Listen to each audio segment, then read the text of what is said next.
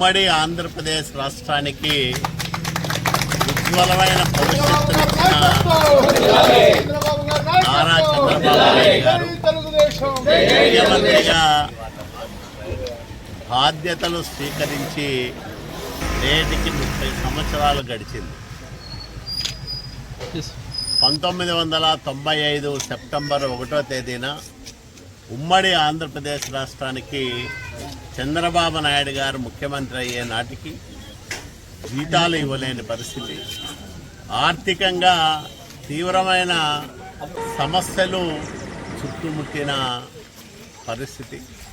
అట్లాంటి రాష్ట్రానికి ముఖ్యమంత్రిగా బాధ్యతలు స్వీకరించిన తర్వాత పరిపాలనలో కొత్త పుంతలు తొక్కిస్తూ ప్రభుత్వాన్ని సంక్షేమానికి అభివృద్ధికి పెద్దపీట వేస్తూ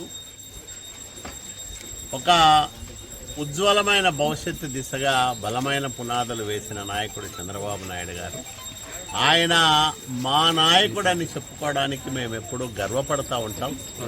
45 సంవత్సరాల వయసులో ముఖ్యమంత్రిగా బాధ్యతలు స్వీకరించి నిరంతరాయంగా ఈ రాష్ట్రం కోసం, ఈ ప్రజల కోసం రేయింబవళ్ళు కష్టపడుతున్న నాయకుడు, తెలుగు ప్రజలకు గర్వకారణమైన వ్యక్తి నారా చంద్రబాబు నాయుడు గారు.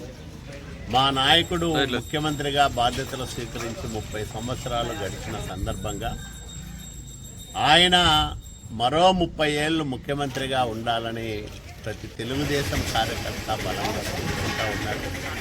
మేమందరం కూడా ఆ రకంగా ఆయన పరిపాలన ఉండాలని, ముందుకు కొనసాగాలని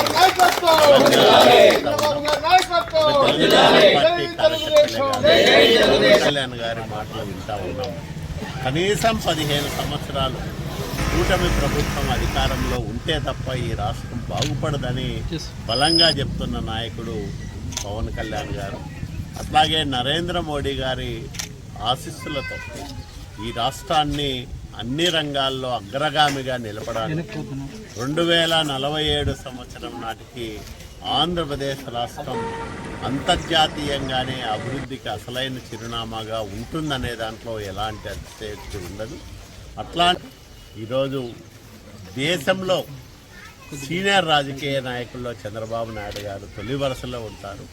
అనేక మంది ప్రధానులను, రాష్ట్రపతులను అందించిన ఘనత ఆయనకుంది. కాబట్టి అట్లాంటి ఒక పాలనా దక్షుడు పరిపాలనలో వినూత్న పోకడలను అనుసరిస్తూ ఉజ్వలమైన భవిష్యత్తు నిర్మించే నాయకుడు నారా చంద్రబాబు నాయుడు గారి నాయకత్వంలో మేము